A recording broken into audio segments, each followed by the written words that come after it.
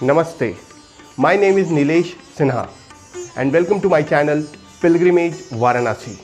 So idea for today is that I will take you on a journey of visiting the ghats in Varanasi. Now when you come to Varanasi, the first attraction is always visiting the ghats. But there are two ways to it.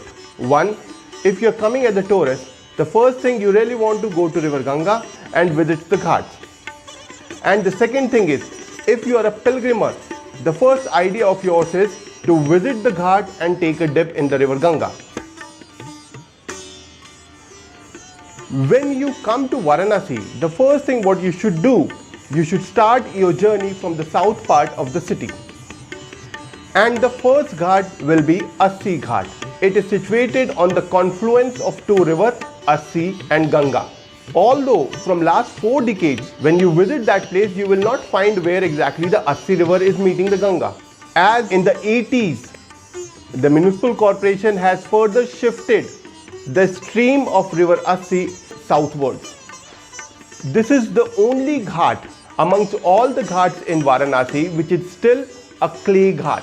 When you visit this clay ghat, that will remind you the past of Varanasi city. There was a time when most of the ghats were the clay ghats. Until the emergence of Marathas, Peshwas in the mid of 18th century, when they came to Varanasi and they mostly built most of their ghats with Chunar sandstone.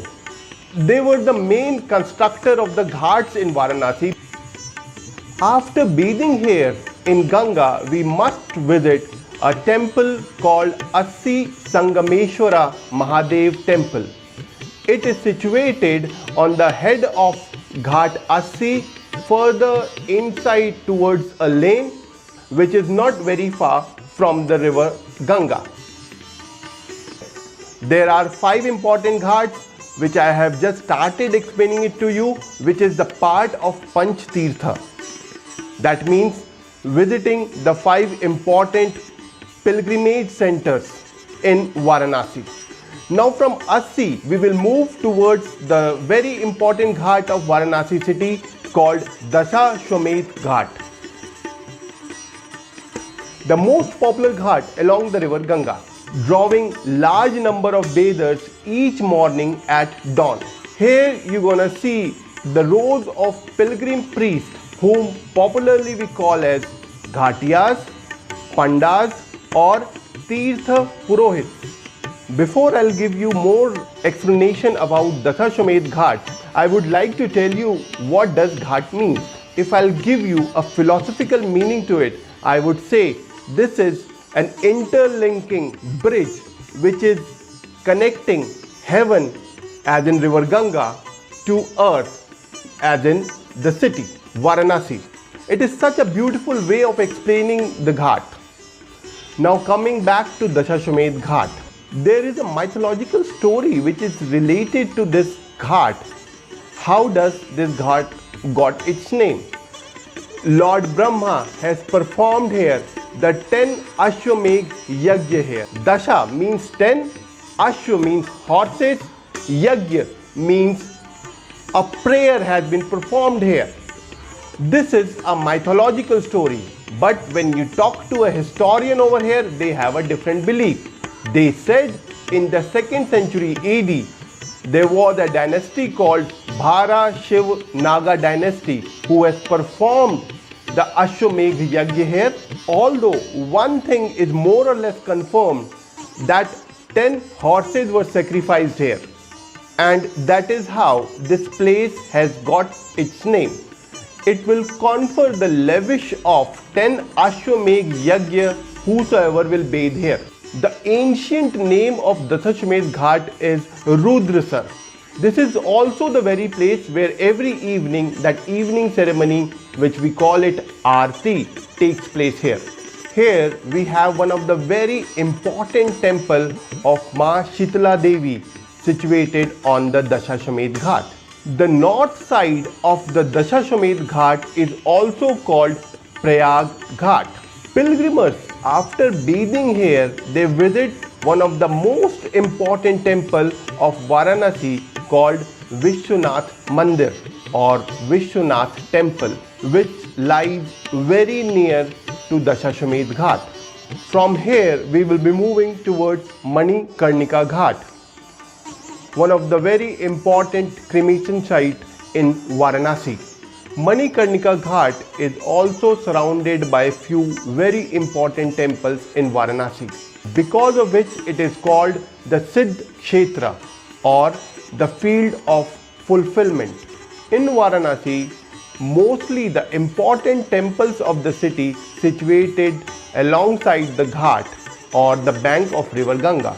At Manikarnika Ghat, we have a sacred kund called Manikarnika Kund or the sacred water pool. According to Puranic stories, it has been said that Shiva has lost his crest jewel, as in money, and his wife Parvati has lost her earrings as Karnika in that sacred water pool, and that is how this place has got its name, Manikarnika. Another tale relates this pool with Lord Vishnu, that he has created this pool with his chakra or his disc. According to the Kashi Khanda book, Vishnu has made this beautiful lotus pool and filled with water from the sweat of his own limbs and performed fierce austerities here. Cremation Ghat. This site is mentioned in Gupta inscript of the 5th century AD. The first sandstone stairs was built here in 1303 AD and then again rebuilt in 1730 AD by Bajirao Peshwa, and afterwards in 1791 the entire ghat was built by Ahilya Bai Holkar of Indore. Locals at Cremation Ghat says around somewhere between 80 to 100 bodies being cremated here every day. Manikarnika Ghat is a very important ghat, and I have a plan to dedicate the entire episode on Manikarnika because there are so many beautiful stories which are associated to this place, which I really wanted to narrate you or share with you. Now from here we will be moving towards the next ghat called Panchganga Ghat. Panchganga, what does it mean?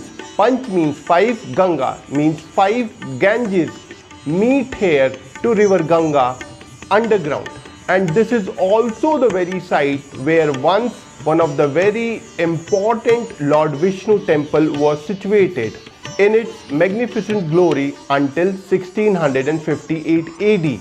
That was the time when Mughal Emperor Aurangzeb's army general invaded Varanasi and destroyed most of the important old temples of the city, and many of them has been converted into a mosque as well.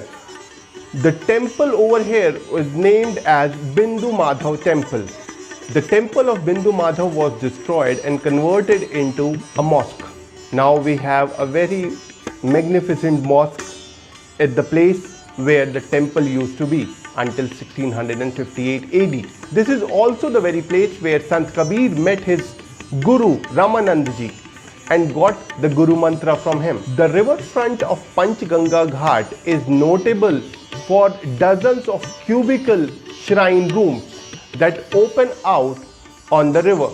One such cubicle shrine honors the 5 rivers. The first one is river Kirana or the sun rays.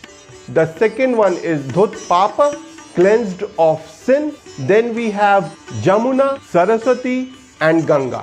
From here we will be moving towards the last ghat called Adi Keshav Ghat, which lies in the extreme north of the city. According to Puranic stories, it has been said that this was a very place where Lord Vishnu first arrived in Varanasi as Shiva's emissary. This ghat or this temple ghat is situated at the confluence of 2 rivers, which is Varuna and river Ganga. At this very place we have an important temple of Lord Vishnu, whom we know here as Adi Keshav. Unfortunately, this is the only ghat which is being visited very less by the pilgrims because of its location. It lies extreme north part of the city, and you really do not have a proper guidance to reach at that very place if you are not a local. People only visit this place when they perform the Panch Tirtha. It is not only about visiting the temple but also taking the bath at the confluence of Varuna and river Ganga. The belief is Varuna is holy and it will liberate one from its sins. So these are the important 5 ghats in Varanasi which I have just explained it to you.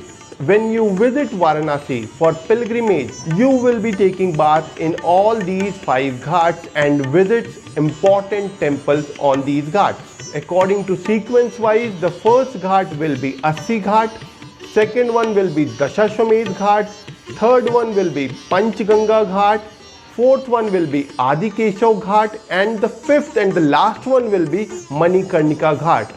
Although Manikarnika Ghat lies right in the center of the city, but according to mythological belief, that would be the conclusion of the Panch Tirtha. I hope you have liked this video of mine. I will request you, if you really like it, please subscribe to my channel and press the bell icon as well. And if you want to know any specific thing, please write it in my comment box. So I will research on that and I'll make another video on this as well. Thank you very much. Thank you. Thank you.